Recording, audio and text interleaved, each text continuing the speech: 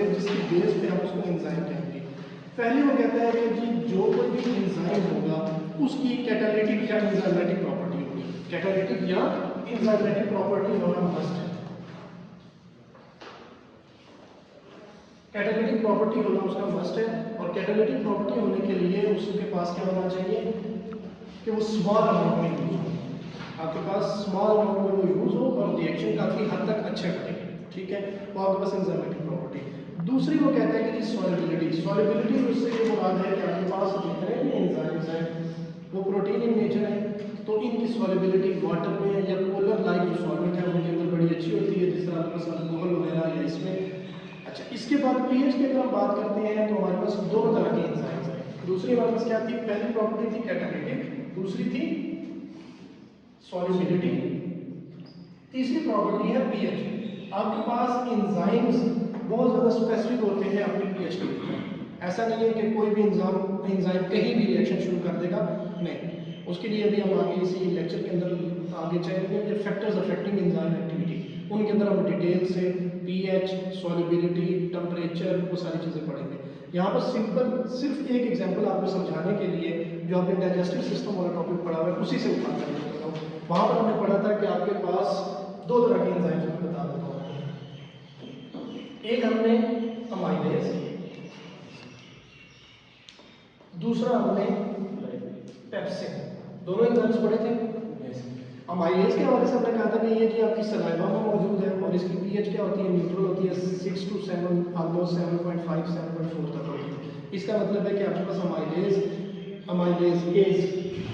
Amylase कब active होता है, जब वो क्या करता है, उसकी पीएच क्या होती है, बेसिक होती है, ठीक है। दूसरा हमने पढ़ा था पेप्सिन। पेप्सिन आपके पास कहाँ पर मौजूद होता है, स्टमक में। पेप्सिन कहाँ पर मौजूद है, स्टमक में।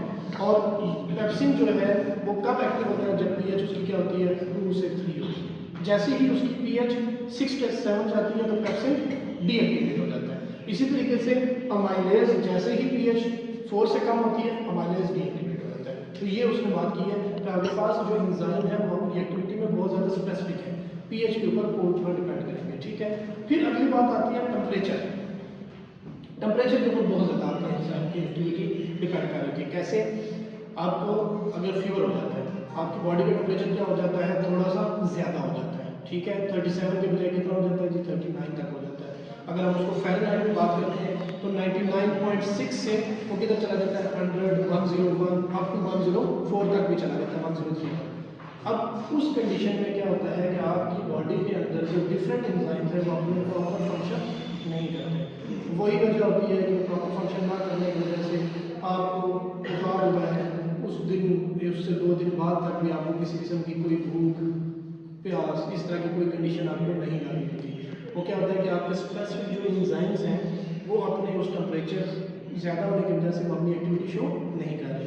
ऑप्टिमम टेम्परेचर हमारे पास कौन सा होता है, वो टेम्परेचर जिसमें एंजाइम आपके पास मैक्सिमम एक्टिविटी शो करे, और वो कौन सा है ऑप्टिमम टेम्परेचर, वो है 37। कितना है जो ऑप्टिमम टेम्परेचर, 37, ठीक है।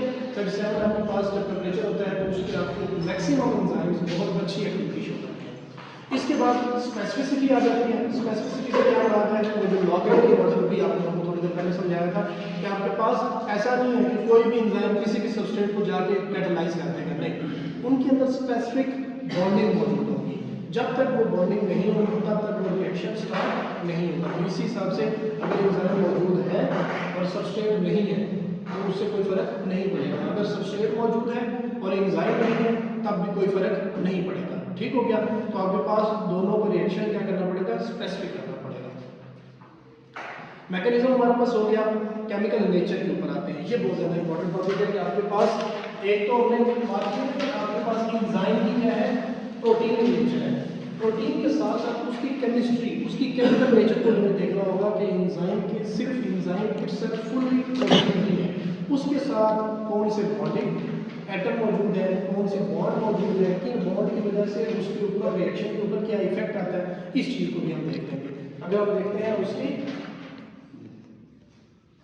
Chemical nature of enzyme, chemical nature of enzyme की बात अगर हम करते हैं तो कहते हैं कि कुछ जो एंजाइम्स हैं वो सिंपल प्रोटीन्स हैं, मतलब बिल्कुल सिंपल सी प्रोटीन्स हैं, या फिर वो कंजुगेटेड प्रोटीन है। कंजुगेटेड प्रोटीन क्या होती है कि उनके अंदर नॉन प्रोटीन पार्ट होता है। कंजुगेटेड प्रोटीन क्या होती है?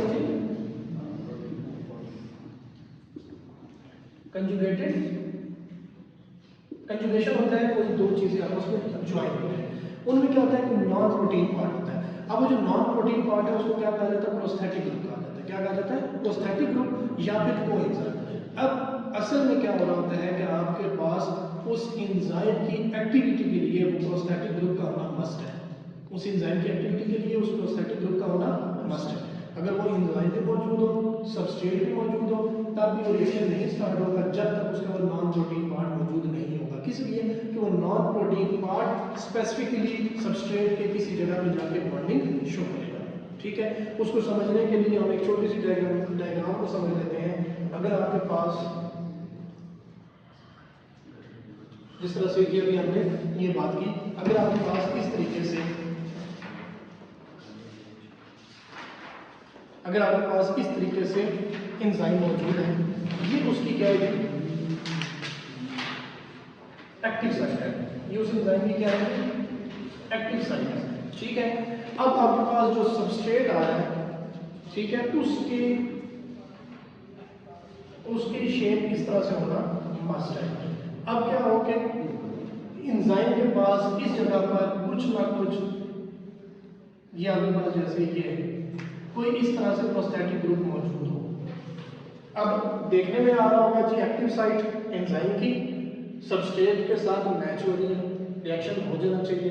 लेकिन अगर ये प्रोस्थेटिक ग्रुप मिस हुआ तो वो रिएक्शन स्टार्ट नहीं होगा।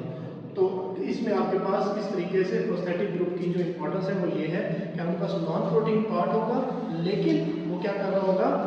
उस रिएक्शन को स्टार्ट अप करने के लिए बहुत ज़्यादा जरूरी होगा।